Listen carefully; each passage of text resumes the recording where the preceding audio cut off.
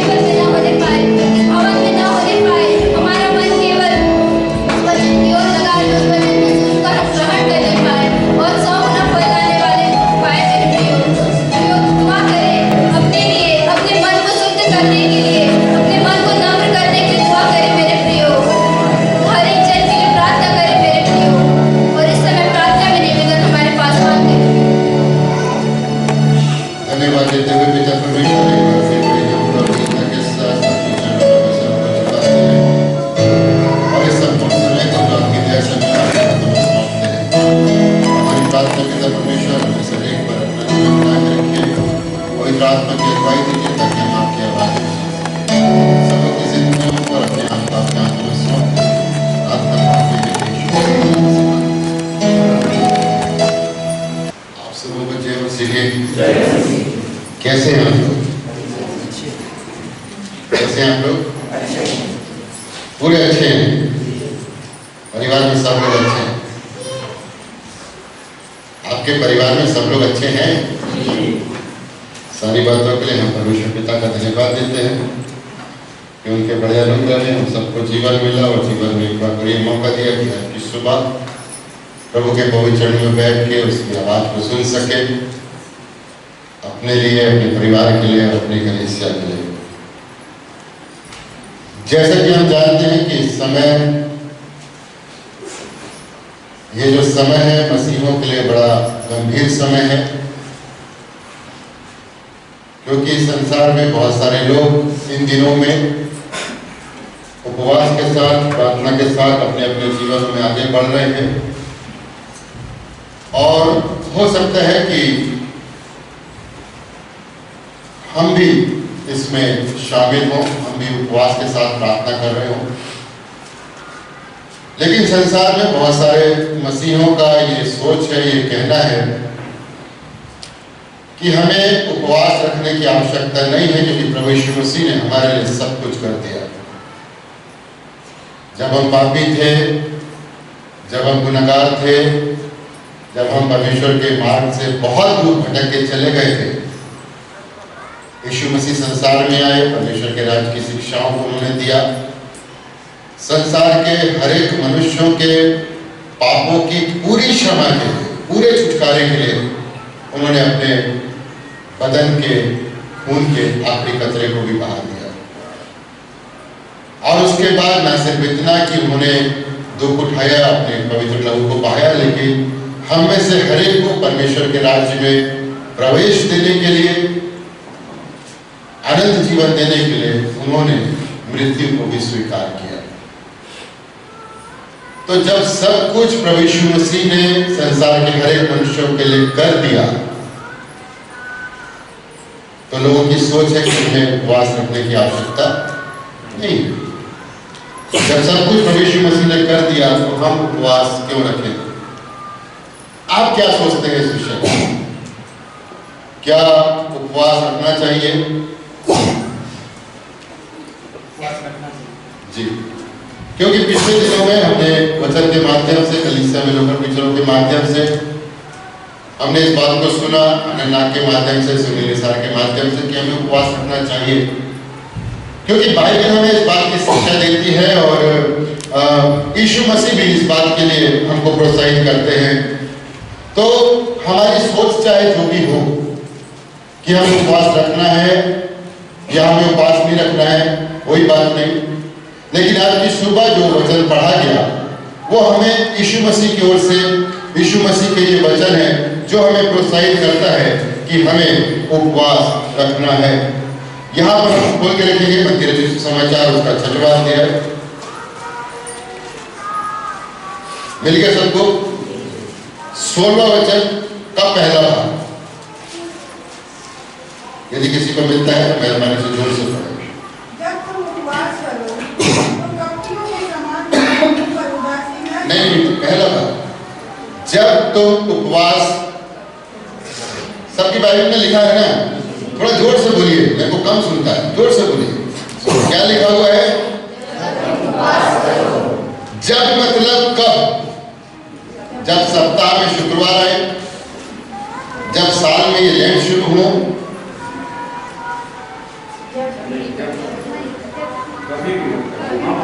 कभी भी, लेकिन कब? कभी भी मतलब कब? जब पेट भरा हो तो चलो आज खाना नहीं खाते हैं, उपवास हो गया। वजन बढ़ रहा है, चलो डाइटिंग करते हैं, उपवास हो गया। जब यीशु मसीह कहते हैं कि जब तुम उपवास करो, इसका मतलब मनुष्य के जीवन में एक समय आएगा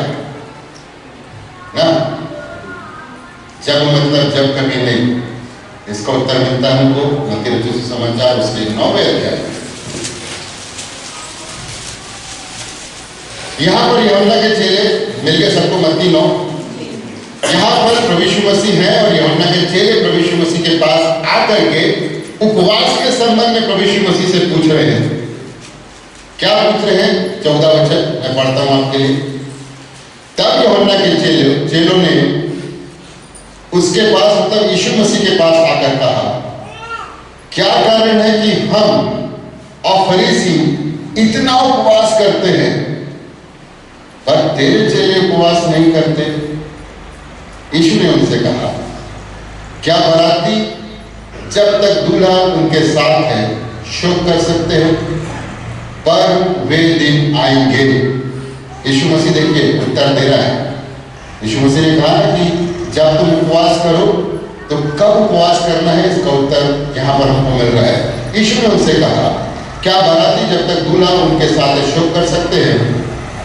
पर वे दिन आएंगे जब दूल्हा उनसे अलग किया जाएगा, उस समय वो उपवास करेंगे। ये उत्तर प्रभु यीशु मसीह ना सिर्फ यूहन्ना के चेलों को, लेकिन आज की सुबह मुझको और आपको भी बता रहे हैं कि हमारी जिंदगियों में भी एक समय आने वाला है या आएगा या चल रहा है, तब हमें उपवास करने की आवश्यकता है। और उपवास हमको कैसे करना है? वापिस आ जाएंगे मत्ती 6 में, जो वचन अभी हमने पढ़ा। अब उसके आगे जब तुम उपवास करो उसके आगे यहां पर लिखा हुआ है, तो कपटियों के समान, किसके समान? किसके समान नहीं करना उपवास? और कपटी कौन थे? यदि हम देखें मत्ती रचित सुसमाचार उसका 23वां अध्याय और उसके 13वें वचन में प्रभु यीशु मसीह ने कहा, हे कपटी शास्त्रियों और फरीसियों, तुम पर हाय, तुम मनुष्यों के लिए स्वर्ग के राज का द्वार बंद करते हो, ना तो स्वयं ही उसमें प्रवेश करते हो और न उसमें प्रवेश करने वालों को प्रवेश करने देते हो। कपटी मतलब दिखावे का उपवास। और जो प्रभु यीशु मसीह ने फरीसी सदूकियों का यहाँ पर नाम लिया, उनके समय में ये प्रथा थी कि ये लोग सुबह उठते थे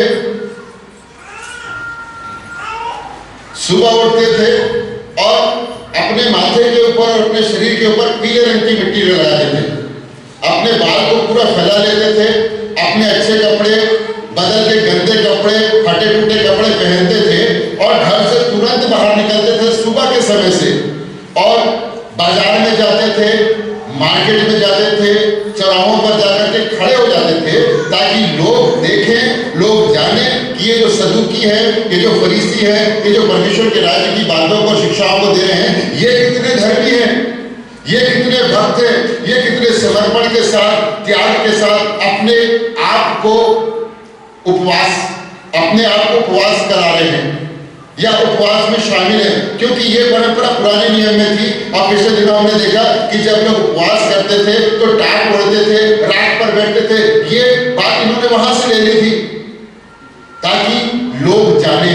लेकिन पुराने नियम में जिन्होंने उपवास किया, पश्चाताप किया, डांट उड़ी, रात रगड़ा, उनका ये उद्देश्य था कि लोग हमको देखे ना देखे, लेकिन हमारे पश्चाताप को, हमारे परमेश्वर को देखना चाहिए। हम परमेश्वर के लिए उपवास कर रहे हैं, लेकिन सदूकी और फरीसी परमेश्वर के लिए नहीं, लेकिन लोगों को दिखाने के लिए करते थे ताकि लोग उनको जाने कि कितने बड़े भक्त हैं। और उनके उपवास में आत्मिकता कम और दिखावा और ड्रामा ज्यादा होता था। इसलिए यीशु मसीह ने कहा कि तुम इन कपटियों के समान उपवास मत करो, नहीं तो अपने क्या लिखा हुआ है, नहीं तो अपने परमेश्वर पिता से कुछ भी प्रतिफल नहीं पाओगे। इसका मतलब उपवास करने के माध्यम से लोगों को परमेश्वर की ओर से प्रतिफल मिलता है, और प्रतिफल आशीषों के रूप में हो सकता है, बरकतों के रूप में हो सकता है, शारीरिक समस्या से छुटकारे और चंगाई के रूप में हो सकता है। उपवास करने वाले का उपवास कभी भी खाली नहीं जाता। इसलिए प्रभु यीशु मसीह ने बताया कि जब तुम उपवास करो, कब तुम उपवास करो? जब तुमको अपने जीवन में ये बात समझ में आए कि दूल्हा तुम्हारे जीवन से दूर हो गया। और दूल्हा कब मनुष्य के जीवन से दूर होता है? यदि हम यूहन्ना रचित सुसमाचार उसका 16वां अध्याय देखें, उसमें पढ़ने की जरूरत नहीं है।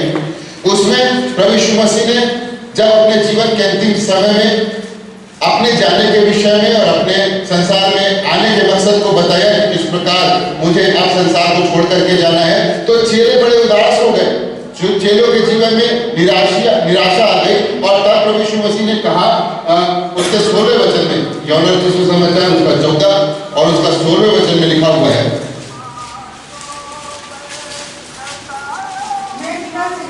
मैं पिता से विनती करूंगा और वो तुम्हें एक और सहायक देगा कि वो सर्वदा तुम्हारे साथ रहे। प्रभु यीशु मसीह अपने जाने के साथ ये वादा कर रहे हैं कि मैं परमेश्वर पिता तुमको तुम्हारी अगुवाई करने के लिए, तुम्हारे साथ चलने के लिए अपने पवित्र आत्मा को देगा। तो अब ये बात हमको समझना है कि हमारे जीवन में दूल्हा है या हमारे जीवन से दूल्हा अलग हो गया। जब मैं और आप संसार में रहते हैं, पवित्र आत्मा की अगुवाई में अपने जीवन में आगे बढ़ते हैं, हर बात में परमेश्वर पिता को प्रथम स्थान देते हैं, हर समय उसकी नजदीकी में, उसकी समीपी में बने रहते हैं। और जो कुछ भी हम उनके वचन में से सुनते हैं, पढ़ते हैं, समझते, सीखते हैं, यदि हमारी जिंदगी उसके अनुसार है, इसका मतलब दूल्हा हमारे जीवन में है। और यदि हमारे जीवन में परमेश्वर पिता का प्रथम स्थान नहीं है, हम अपनी इच्छाओं के अनुसार जीवन में चल रहे हैं, हम अपनी इच्छाओं को पूरा करने के लिए जीवन में आगे बढ़ रहे हैं, समय मिला तो आराधना में आ गए, समय नहीं मिला तो संसार में हमारे लिए दूसरे काम प्रमुख है, लेकिन परमेश्वर प्रमुख नहीं है। समय मिला तो हमने प्रार्थना कर ली और किसी दिन समय नहीं मिला तो बिना प्रार्थना के भी सो गए, कोई बात नहीं, कोई फर्क नहीं पड़ता। समय मिला जिंदगी में तो आराधना में आ गए, समय नहीं मिला तो नहीं आए। समझ रहे हैं दोनों बातों को? इसका मतलब कि कहीं ना कहीं हमसे हमारा दूल्हा अलग हो गया। हमारे जीवन में दूल्हे का प्रथम स्थान नहीं है। हमारे जीवन में दूल्हे की बात की, दूल्हे की संगति की, दूल्हे की सहभागिता की अहमियत नहीं है। और ये हम इसे अपनी मर्जी से नहीं कर रहे, हम ये सब इसीलिए कर रहे क्योंकि दूल्हा हमारे जीवन में नहीं है। दूल्हा अर्थात प्रभु यीशु मसीह, दुल्हन मतलब उसकी कलीसिया, दुल्हन मतलब कलीसिया का हर एक सदस्य। अगर दुल्हन के जीवन में, लोगों के जीवन में दूल्हा नहीं है, तब प्रभु यीशु मसीह कहते हैं कि जब उनसे दूल्हा अलग किया जाएगा तब वो क्या करेंगे? कभी भी उपवास नहीं करना है, पहले बैठना है, अपने जीवन का मूल्यांकन करना है कि मेरे जीवन में परिस्थितिवश, मेरे जीवन में समय के अनुसार, मेरे जीवन में किसी भी कारण से कहीं ऐसा तो नहीं दूल्हा नहीं है। शिमशोन के जीवन को हम बहुत अच्छे तरीके से जानते हैं। उसको उसके जीवन में पता नहीं चला कि परमेश्वर का आत्मा उसको कब छोड़ के चला गया। वो तो सोच रहा था कि है। यदि आज की सुबह मैं और आप उपवासी जीवन में है या नहीं है, ये आपका अपना व्यक्तिगत और आपके परमेश्वर के बीच का मामला है। लेकिन बाइबल हमको ये सिखाती है, प्रभु यीशु मसीह हमको ये सिखाते हैं कि जब तुम अपने जीवन में इस बात को एहसास करो कि तुम्हारे जीवन से दूल्हा अलग हो गया या तुमने खुद उसे अलग कर दिया, तो तुम्हारे जीवन में वो समय आ गया है कि तुमको उपवास के साथ प्रार्थना करना है। तुम्हें इंतजार नहीं करना है कि सप्ताह में कब शुक्रवार आएगा और मैं उपवास में बैठूंगा, या साल में कब ये लैंड्स आएंगे तो मैं उपवास करूंगा। वो समय देखने की जरूरत नहीं है। वो तुमको एहसास हो जाना चाहिए कि मेरे जीवन से दूल्हा अलग हो गया। इसका मतलब मेरे जीवन में उपवास के साथ, प्रार्थना के साथ प्रभु के चरणों में आने का समय आ गया। क्योंकि पहला कुरिन्थियों 3:16 में पौलुस कहते हैं कि क्या तुम नहीं जानते कि तुम परमेश्वर का मंदिर हो और परमेश्वर का आत्मा तुम में वास करता है। यदि ये बात हमको समझ में आए कि पवित्र आत्मा की उपस्थिति हमारे बीच से, हमारे परिवार से, हमारी कलीसिया से चली गई, तो ये पूरे लोगों की जिम्मेदारी बनती है कि वो प्रार्थना के साथ पश्चाताप करते हुए अपने जीवन को प्रभु के पास लेकर के आए। तो प्रार्थना करना हमें शरीर के जीवन के लिए, उपवास करना हमें शरीर के जीवन के लिए बहुत महत्वपूर्ण है। लेकिन कभी भी नहीं करना है जब समय मिले तब नहीं करना है, लेकिन जब हमको ये एहसास हो जाए कि हमारे जीवन से दूल्हा दूर हो गया, अलग हो गया, इसका मतलब हमारे जीवन में उपवास का समय आ गया। और वो कभी भी हो सकता है। जब हम अपने जीवन को देखें, जब हम अपने जीवन का मूल्यांकन करें, जब हम समझ जाएं कि हमारे जीवन में हमारी इच्छाएं पहले हैं, हमारे काम पहले हैं, हमारी दुनिया की दूसरी बातें पहले हैं, लेकिन परमेश्वर नहीं है, परमेश्वर की संगति नहीं है, उसकी सहभागिता नहीं है, इसका मतलब हमारे जीवन में उपवास का समय आ गया। तो उपवास हमको कब करना है, यीशु मसीह ने बता दिया, और उसके बाद यीशु मसीह ने बताया कि हमको कैसे करना है। क्योंकि सिर्फ भोजन, 2 टाइम का भोजन छोड़ना उपवास नहीं है। प्रभु यीशु मसीह ने पूरा एक पैटर्न तय करके बताया कि जब संसार में रहते हुए मेरे लोग, जिनके लिए मैंने अपने खून को बहाया है, जिनके लिए मैंने अपने जीवन को बलिदान किया है, जो मेरे परमेश्वर के निज प्रजा के लोग हैं, जब उनके जीवन में आवश्यकता पड़ेगी, जब उनको महसूस होगा कि उनको उपवास रखना है, तो एक तरीका प्रभु यीशु मसीह ने बताया है, उस तरीके से उपवास में हमको प्रवेश करना है और उसके बाद हमको अपनी आवश्यकताओं के लिए तब प्रार्थना करना है। और प्रभु यीशु मसीह ने क्या तरीका बताया, इसी के आगे बढ़ेंगे। मत्ती 6। परंतु जब तू उपवास करे तो अपने सिर पर तेल मल। हाँ, एक चीज आराम से। सबसे पहले क्या करना है, सिर पर तेल मलने का मतलब नहाना है, धोना है, शैम्पू करना है, नहीं लगाते, तेल लगाते हैं ना। यीशु मसीह के कहने का ये मतलब नहीं था। यीशु मसीह जो बात समझा रहे थे वो ये, पुराने नियम में यदि हम तेल के महत्व को देखें, तेल अभिषेक को बताता है। मेरे साथ निकाल के रखेंगे, पहला शमूएल उसका 10वां अध्याय, पहला शमूएल उसका 16वां अध्याय और निर्गमन की पत्री उसका 29वां अध्याय। ये यीशु मसीह जो कह रहे हैं कि जब तुम उपवास रखो तो अपने सिर पर तेल लगाना है कि मलना है। इसका एक गहरा मतलब है पुराने नियम में, जिस बात को प्रभु यीशु मसीह बता रहे हैं कि सिर्फ शारीरिक सफाई की बात नहीं है, वो तो है, सिर्फ शारीरिक चमक की बात नहीं है, वो भी आवश्यक है ताकि संसार में लोग ना समझे कि हम उपवास में हैं। लेकिन यीशु मसीह हमको ये बता रहे हैं कि जब तू उपवास करे तो अपने सिर पर तेल मल। पढ़िए इसका पहला वचन, पहला शमूएल 20वां अध्याय, पहला शमूएल 10वां अध्याय और उसका पहला वचन।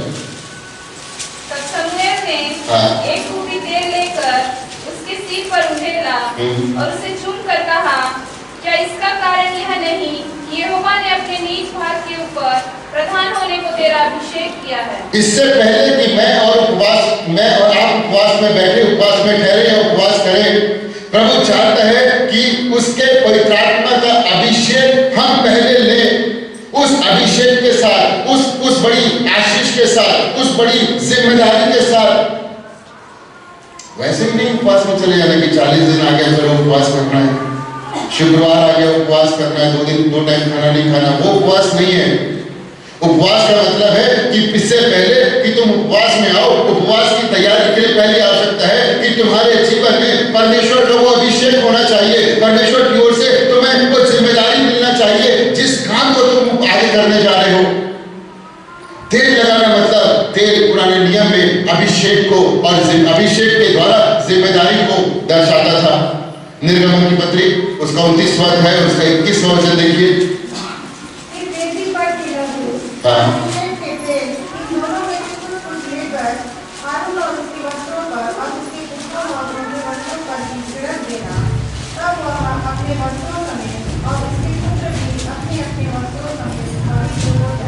तेल लगाना मतलब पवित्रता का निशानी है। आपके अंदर वो पवित्रता आनी है, आपके अंदर वो शुद्धता आनी है। वो शुद्धता हमें पवित्र आत्मा के अभिषेक से मिलेगा। वो शुद्धता, वो पवित्रता, वो अभिषेक के साथ हमको उपवास में आगे बढ़ना है। और पहले शमूएल उसका 16वां अध्याय पहला वचन तो हमने पढ़ लिया, पढ़ देंगे। मैंने साउल को इस्राएल पर राज्य करने के लिए तुझसे जाना है, तू कब तक उसके विषय विलाप करता रहेगा? 13वां वचन पढ़ दीजिए। तब शमूएल ने अपना तेल का सिर लेकर उसके भाइयों के मध्य में उसका अभिषेक किया और उस दिन से लेकर भविष्य को यहोवा का आत्मा दाऊद पर बल से उतर इसका मतलब जो प्रभु यीशु मसीह कह रहे हैं कि जब तू उपवास कर तो अपने सिर पर तेल मल, का मतलब है कि तुम्हारा जो उपवास है वो तुम्हारे सिर के अभिषेक से शुरू होना है। तुम्हारा उपवास तुम्हारे जीवन में पवित्रता से शुरू होना है। तुम्हारा उपवास तुम्हारे जीवन में जिम्मेदारी के साथ शुरू होना है। पहले पवित्र आत्मा की सामर्थ्य से भर जाओ, पहले पवित्र आत्मा से अभिषेक से परिपूर्ण हो जाओ, पवित्रता तुम्हारे जीवन में आ जाए, तब तुम उपवास करो। और उसके बाद क्या लिखा हुआ है आगे? और मुंह धो। पहली बात प्रभु यीशु मसीह कहते हैं कि जब तुम उपवास करो तो दिखावे के लिए मत करो। सबसे पहले अपने सिर पर तेल मलो, अभिषेक लो, पवित्र आत्मा की सामर्थ लो, और उसके बाद कहते हैं कि मुंह धो। मुंह धोने का मतलब वो नहीं कि हमने फेस वॉश से और अच्छे साबुन से मुंह धोया और उसके बाद फेयर एंड लवली लगा लिया। ऐसे ही क्या हम लोग मुंह धोते हैं ना? मुंह धोने का मतलब ये नहीं। मुंह धोने का मतलब ये मुंह में क्या क्या है? आपके पास मुंह है, क्या क्या है उसमें?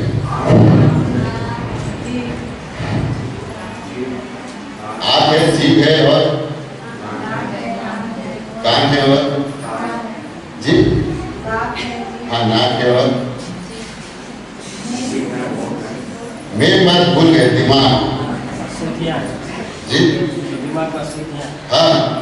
तो मुंह धोने का मतलब ये है कि जब मैं और आप उस पवित्रता के अभिषेक से अभिषेक होते हैं तो हमको ये देखना है कि यीशु मसीह के अभिषेक को प्राप्त करने के बाद, तेल लगाने के बाद, उसके पवित्र लहू में धुल जाने के बाद जो दिमाग पहले सोचता था अब वो बात नहीं सोचेगा। मुंह जो पहली बातें बोलता था अब वो नहीं बोलेगा। आंख जो पहले देखना पसंद करती थी अब नहीं देखेगी। कान जो पहले सुनना पसंद करते थे वो अब नहीं सुनेंगे। ये मतलब है यीशु मसीह का कहने का कि तू सिर पर तेल मल और मुंह धो। मुंह मत धो मतलब यीशु मसीह के पवित्र लहू में अपने पूरे मुंह को धो लो, ताकि तुम्हारे जीवन की जो पुरानी बातें हैं, क्योंकि आंखों के देखने से, कानों के सुनने से जो बातें मन के अंदर जाती हैं वो विचार बनती हैं, और वो विचार बनकर कहां से बाहर आती है? इसको भी तो धोना है, इसको भी तो शुद्ध करना है, क्योंकि ये जुबान जो है वो मुंह में सबसे खतरनाक चीज है। जब ये चलती है तो उसको कोई रोक नहीं सकता। इसमें से जो आवाज आती है वो आंखों से देखकर और कानों से सुनकर जो मन के अंदर बना है वो इसके माध्यम से बाहर आता है, और जब ये बाहर आता है तो इससे लोगों का दिल दुखता है, इससे लोगों के आंसू बहते हैं, इससे लोग जीवन में डिप्रेशन में चले जाते हैं। इसलिए यीशु मसीह कह रहे हैं कि जब तू उपवास कर तो अपना मुंह धो। इसका मतलब इससे पहले कि तुम उपवास के साथ प्रार्थना करो, अपने जीवन का समर्पण पहले प्रभु के कदमों में करो। खाली खाना छोड़ देने से नहीं होगा। इसलिए कई बार और कई सालों से हम उपवास रख रहे हैं, लेकिन उसका प्रतिफल हमको नहीं मिल रहा, क्योंकि जैसा प्रभु चाहते वैसा उपवास में हम पहुंच ही नहीं पा रहे हैं। इसलिए हमको पहले पवित्रता से अभिषिक्त होना है, प्रार्थना के माध्यम से अपने जीवन को, अपने मुंह को, पूरी बातों को धो करके शुद्ध करना है। उसके बाद प्रभु कहते हैं कि तब तुम उपवास करो। उपवास का सीधा सा मतलब कि हमारा जो पुराना जीवन है वो पुराने जीवन की बातें, उसका काम, उसकी आदतें, जीवन जीने का तौर तरीका पूरा धुल के साफ हो जाना चाहिए। सिर्फ उतने ही समय के लिए नहीं कि हम इन 40 दिनों में शुद्ध हो गए, 40 दिनों में हम धर्मी हो गए, नहीं। ये प्रैक्टिस है कि इन 40 दिनों में हम इस प्रकार का जीवन जिए ताकि जब 40 दिन को उस पार पहुंचे तो हम खुद अपने जीवन में एक बड़ा परिवर्तन देख सके। इसलिए यीशु मसीह ने कहा कि जब तू उपवास कर तो अपने सिर पर तेल मल और मुंह धो। उसके आगे क्या लिखा हुआ है? ताकि लोग नहीं, कौन जाने? जी मेरा परमेश्वर जाने। परमेश्वर के लिए उपवास करना है। और वहां पर लिखा हुआ है ताकि लोग नहीं, परंतु तेरा पिता जो गुप्त में है तुझे उपवासी जाने। गुप्त में मतलब इतना क्लोज रिलेशन, जैसे कि उत्पत्ति में परमेश्वर पिता ने आदम और हवा के लिए कहा कि ये दोनों एक तन होंगे। दो तन है लेकिन इतना क्लोज कि एक तन होंगे, ताकि उनके एक तन होने से एक नया जीवन बनता है। प्रभु यीशु मसीह हमको ये बात सिखा रहे हैं कि जब मैं और आप संसार में रहते हुए उपवास करते हैं तो उपवास के समय में हमारा इतना क्लोज रिलेशन हमारे परमेश्वर के साथ हो जाना चाहिए। वो उपवास हमको हमारे परमेश्वर की नजदीकी में लेकर के जाए। तब जब हम परमेश्वर की नजदीकी में और उसकी उपस्थिति में पहुंचेंगे, तब लिखा हुआ है तब तू प्रार्थना करेगा और परमेश्वर तुझको उसका उत्तर देगा। यूहन्ना रचित सुसमाचार उसके 17वां अध्याय के 21वें वचन में प्रभु यीशु मसीह ने ऐसे कहा कि जैसा, मिल गया सबको यूहन्ना 17:21, वहां पर लिखा हुआ है जैसा तू हे पिता मुझ में है। समझ रहे यीशु मसीह क्या कह रहे? जैसा हे पिता तू मुझ में है, वहां तक हमको जाना है। और फिर यीशु मसीह आगे कहते हैं और मैं तुझ में हूं, बाप और बेटे दोनों एक में हैं। और फिर यीशु मसीह आगे कहते हैं वैसे ही वे भी हम में हो जो उपवास के साथ हमारे पास आ रहे हैं। हम तीनों एक हो जाएं, पिता भी पुत्र भी और उपवास करने वाला हर व्यक्ति, चाहे वो बेटा हो या बेटी परमेश्वर का। इतना क्लोज रिलेशन हमारा वहां तक बनना है। और प्रभु यीशु मसीह कहते हैं कि जब हमको ये महसूस हो जाए कि दूल्हा हमारी जिंदगी से दूर हो गया तो हमको उपवास करना है और वापस दूल्हे की संगति में आ जाना है, वापस अपने परमेश्वर पिता की समीपी में और नजदीकी में हमको आ जाना है।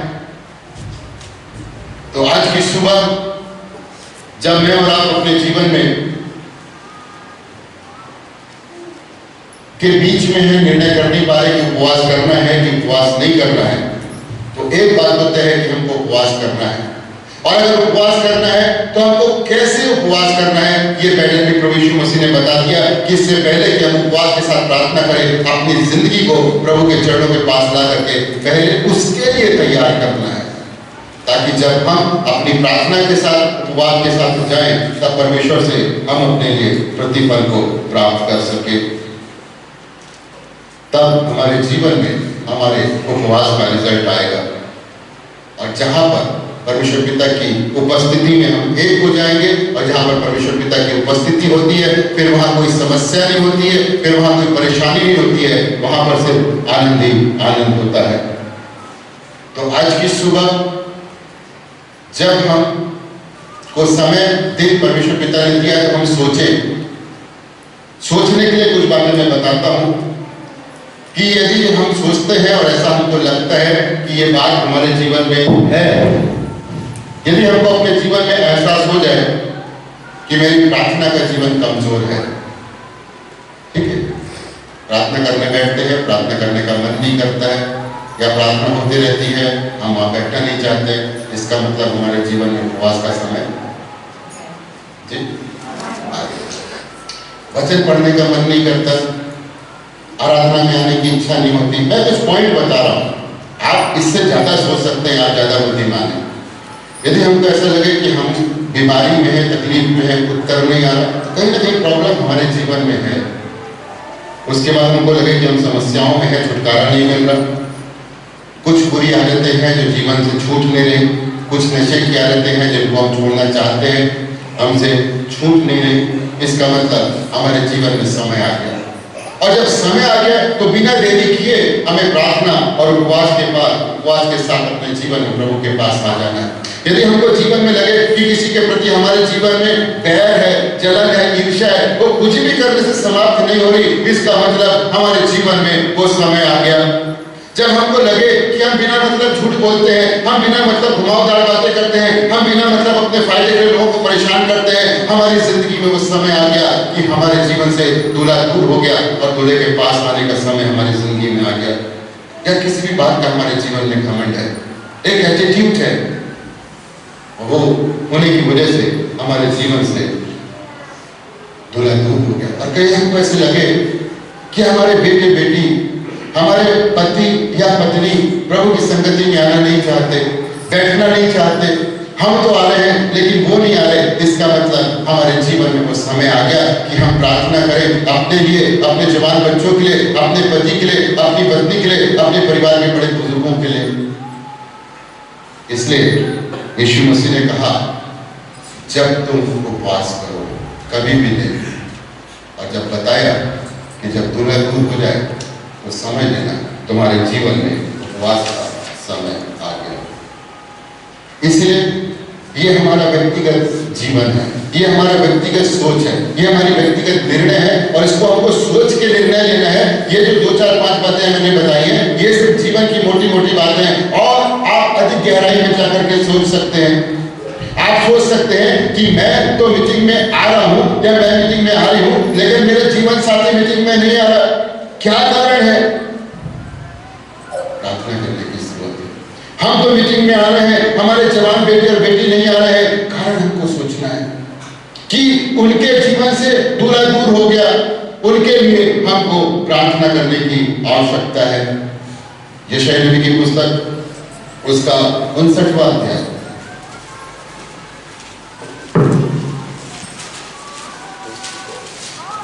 और उसके पहले 2 वचन। सुनो, यहोवा का हाथ ऐसा छोटा नहीं हो गया कि उद्धार न कर सके, न वह ऐसा बढ़िया हो गया है कि सुन न सके, परंतु तुम्हारे अधर्म के परंतु मिल गया सबको 59:2। परंतु तुम्हारे अधर्म के कामों कौन से कामों ने?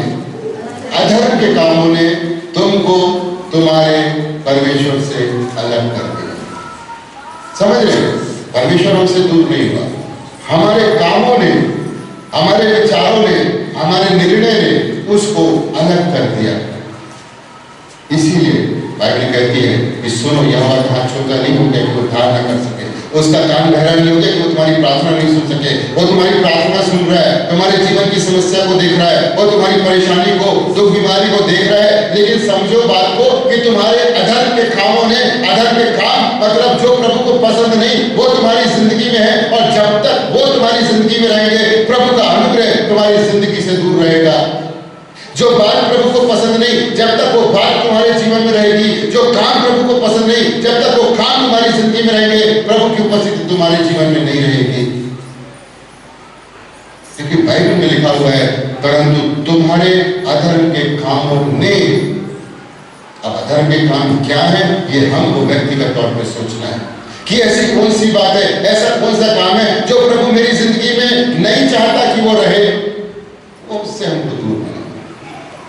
ऐसी कौन सी बात है, ऐसी कौन सी आदत है, ऐसे मेरे जीवन का कौन सा तौर तरीका है जो प्रभु को पसंद नहीं है, और जब तक वो मेरी जिंदगी में रहेगा, प्रभु मेरे जीवन से दूर रहेगा, और जब वो दूर हो जाएगा तो प्रभु की उपस्थिति वापस मेरे जीवन में आ जाएगी। फिर आगे लिखा हुआ है, तुम्हारे अधर्म के कामों ने तुमको तुम्हारे परमेश्वर से अलग कर दिया है और तुम्हारे पापों के कारण उसका मुख तुमसे ऐसा छिपा है कि वो नहीं सुनता। सारी गलती हमारी है, सारी बातें जीवन में जो हमारे जीवन से हमारे दूल्हे को दूर की हमारे जीवन के अंदर है। इसीलिए ये समय प्रभु ने दिया है। यदि हमको ये एहसास होता है कि एक लंबा समय हो गया हम प्रार्थना कर रहे हैं, हमारी नहीं सुन रही, एक लंबा समय हो गया मसीह जीवन का हम विश्वास में दृढ़ नहीं हो रहे, एक लंबा समय हो गया प्रार्थना करने का लेकिन हम प्रार्थना कर नहीं पा रहे, इसका मतलब हमारे जीवन में कमी कमजोरी कम नहीं हो रही है, हमारे जीवन की कमजोरियां निरंतर बढ़ती चली जा रही है। और यदि ये एहसास हमको हो जाए, ये बात हमको जीवन में समझ में आ जाए, तो हमको दाऊद के समान परमेश्वर के पास आना है। वजह से 51 जब दाऊद को अपने जीवन की गलती का एहसास हुआ, जब नातान नबी ने उसको बताया कि दाऊद परमेश्वर तेरे से खुश नहीं है, वो तुझसे नाराज हो गया क्योंकि तूने अपने जीवन में वो काम किया जिसको वो बिल्कुल पसंद नहीं करता। दाऊद ने कुछ नहीं कहा कि मैं राजा हूं, मेरे पास अधिकार है, परमेश्वर ने मुझे चुना, नहीं, कोई बात नहीं की। दाऊद गया, अपने आप को कमरे में बंद किया और परमेश्वर से प्रार्थना किया और अपने जीवन की गलती को उसने बिना देरी किए स्वीकार किया और ठीक किया। 9वें वचन से दाऊद अपनी प्रार्थना को शुरू करते हैं। ये पूरी प्रार्थना वजह से क्या होना पड़े तो ये पूरी दाऊद की प्रार्थना है, लेकिन हमारे लिए 9वें वचन से है, अपना मुख मेरे पापों की ओर से फेर ले और मेरे सारे अधर्म के कामों को मिटा दे। ये यदि हमको एहसास हो जाए कि हमारे जीवन में अधर्म के काम है, तो सबसे पहली प्रार्थना हमारी ये होना चाहिए कि परमेश्वर पिता तू मेरे सारे अधर्म के कामों को मिटा जाए, और उसके बाद हे परमेश्वर मेरे अंदर शुद्ध मन उत्पन्न कर, क्योंकि जिस शुद्धता को के साथ तूने मुझको इस संसार में भेजा था, मैं संसार की बातों में पढ़कर, संसार के अभिलाषाओं में पढ़कर, संसार की इच्छाओं को पूरी करने के चक्कर में मैंने तेरे पवित्र आत्मा को शोकित किया है, मैंने उसे दुखित किया है, मैंने उसे अशुद्ध कर दिया है। हमें उस शुद्ध आत्मा की वाकई जरूरत है। जैसे दाऊद प्रार्थना करता है कि हे मेरे परमेश्वर, मेरे अंदर शुद्ध मन उत्पन्न कर और मेरे भीतर स्थिर आत्मा नए सिरे से उत्पन्न कर। क्योंकि मेरी आत्मा जो है, मेरा मन जो है, वो स्थिर नहीं रहता। कभी ये चाहता है, कभी ये चाहता है, कभी वो चाहता है, जिसके चक्कर में मैं तुझसे इतना दूर चला गया हूं। तो इसके कारण मैं अपने जीवन में अधर्मों को मैंने निरंतर उसको बढ़ाया है। यदि हमको ये एहसास होता है तो मैं कह रहा हूं, नहीं तो जैसा चल रहा वैसा चलने दीजिए। और उसके बाद 11वें वचन में लिखा हुआ है, मुझे अपने सामने से ना निकाल और अपने पवित्र आत्मा को मुझसे अलग ना कर। 17वां वचन, टूटा मन परमेश्वर के योग्य बलिदान। यदि आज हमको समझ में आता है, आज हम जिस परिस्थिति में हैं, जिस परिस्थिति में हमारे परिवार है, जिस परिस्थिति में हमारे बेटा बेटी हैं, जिस परिस्थिति में हमारे परिवार के माँ बाप में बड़े बुजुर्ग हैं, उसका कारण हम खुद हैं। कहीं ना कहीं हमसे चूक हुई है, कहीं ना कहीं हमसे गलती हुई है। तो बड़ी नम्रता के साथ, बड़ी दीनता के साथ, शुद्ध मन के साथ प्रभु के पास आए, क्योंकि बाइबल कहती है टूटा मन परमेश्वर के योग्य बलिदान। वो समर्पण हमारे जीवन में आना चाहिए। और उसके बाद लिखा है, हे परमेश्वर, तू टूटे और पिसे हुए मन को तुझ नहीं जानता। ये परमेश्वर पिता के लिए लिखा हुआ। यदि हम सच्चे समर्पण के साथ, टूटे हृदय के साथ, टूटे मन के साथ प्रभु के पास आते हैं, तो हम वापस अपने दूल्हे को प्राप्त कर सकते हैं। लेकिन कब? जब हमको ये एहसास हो कि हमारे जीवन में दूल्हा हमसे दूर हो गया। और यदि एहसास हो जाता है तो बिना देरी किए सच्चे समर्पण के साथ, अभिषेक के साथ, पवित्रता के साथ अपने जीवन की सारी बुरी बातों को, सारी मलिनताओं को, सारी ऐसी बातें जो प्रभु को पसंद नहीं, छोड़ के प्रभु के पास आए। उसके साथ आएंगे तो शायद हो नहीं हो, तो आप और प्रभु का रिश्ता है। लेकिन बाइबल एक बात क्लियर कहती है कि उसको छोड़कर आने से ही तेरा पिता जो गुप्त में है तुझे दिखा देगा। इसका मतलब हमारी प्रार्थनाओं का, हमारे उपवास का उत्तर परमेश्वर के पास है। पर उत्तर आने से पहले प्रभु हमारी जिंदगी को तैयार करना चाहता है। तो हमारे पास समय है, हमारे पास प्रभु ने अवसर दिया है कि हम अपने जीवन का, अपने जीवन में, अपने परिवार के लोगों के जीवनों का बैठे बैठे मूल्यांकन करें। जब समय रहता है तो थोड़ा सोचें कि क्या बात है मेरे जीवन में, कौन सी बात है, कौन सी बात प्रभु नहीं चाहता, उसको दूर करें और तब प्रभु के पास आके प्रार्थना करें। उपवास मतलब आपके जीवन में या मेरे जीवन में जब प्रभु के प्रार्थना का वास नहीं, मतलब हमारे जीवन में उपवास का समय आ गया। प्रभु इन वचनों के द्वारा हम सबको आशीष दे। आइए हम प्रार्थना करेंगे। धन्यवाद देते हुए पिता परमेश्वर, एक बार फिर आपके पवित्र के पास आते हैं। अपने अपने बड़े अनुग्रह हैं, हम सबको जीवन दिया और जीवन में फिर ये मौका दिया कि पिता परमेश्वर जब सारे लोग मिल करके बड़ी नम्रता और दीनता के साथ, त्याग के साथ, समर्पण के साथ उपवास में ठहरे हुए हैं, पिता आप चाहते हैं कि हम एक तरीके के माध्यम से, पैटर्न के माध्यम से, जो परमेश्वर उसी ने बताया, उसके माध्यम से हम उपवास के द्वारा आपके पास आ सकें, ताकि पिता परमेश्वर ना सिर्फ हम अपने लिए, अपने परिवार में सांसारिक आशीषों को प्राप्त कर सकें, लेकिन सच में इससे पहले प्रभु कि हम आपके पास आए, हमारी जिंदगी आपको ग्रहण योग्य हो सके।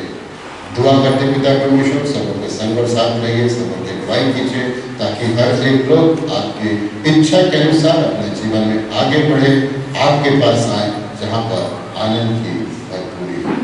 सभी बातों के लिए दिल से आपको धन्यवाद देते हैं और प्रार्थना को यीशु मसीह